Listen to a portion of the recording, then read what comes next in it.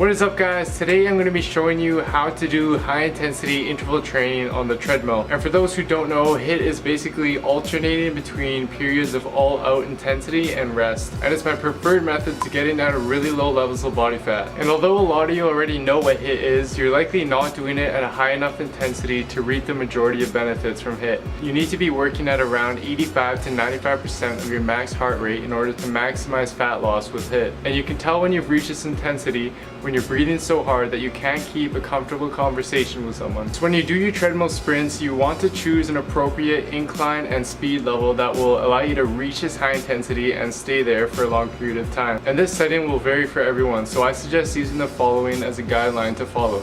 So if you're a beginner or you're currently sedentary, then I suggest starting with a 30-second work interval and a 60 to 90-second rest interval, and repeating this for 5 cycles.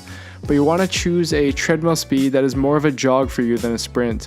So for example, a good treadmill setting would be a speed of 6.5 miles per hour with 0 to 2 incline for your work intervals. Then once you feel comfortable and your body adapts, then you can slowly increase the speed and incline in the future.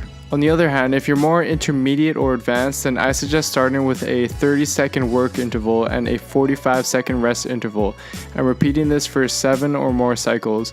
But you want to choose a treadmill speed that will put you at an all-out sprint or close to it.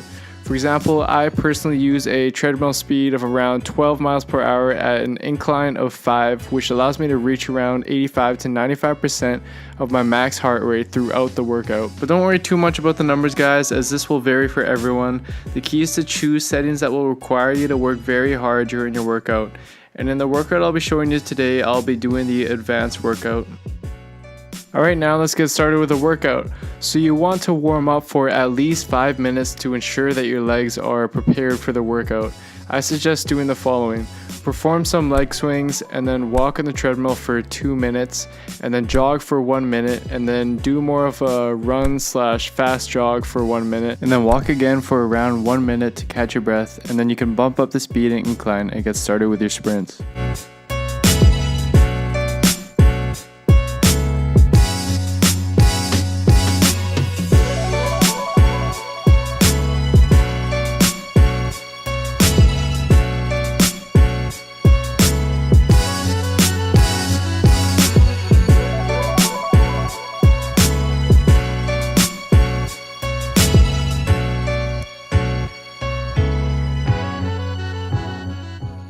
And one important tip I thought I'd mention is how to get off the treadmill for your rest interval.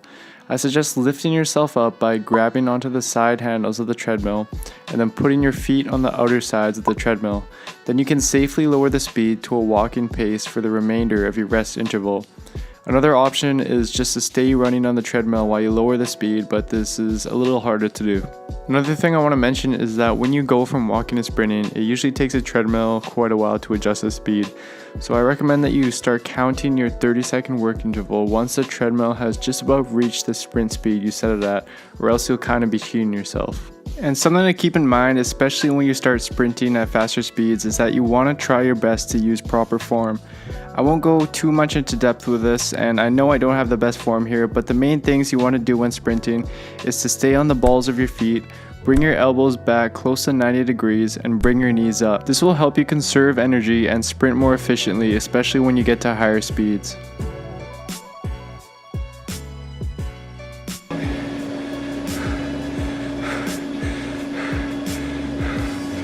So this is the type of intensity you want to be working at when you're doing HIIT. You want to be working to the point where you won't be able to keep up a conversation with someone.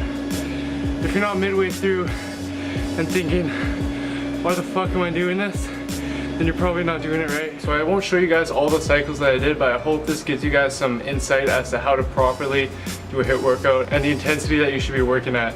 It doesn't take long at all to complete. Actual work time is only around 10 to 20 minutes at max. But you want to make sure that you do the warm-up that I mentioned earlier, and also a proper cool-down period of around 2 to 3 minutes of walking. Now as for how often to do this workout, it really depends on your goal body fat percentage and also your current fitness level.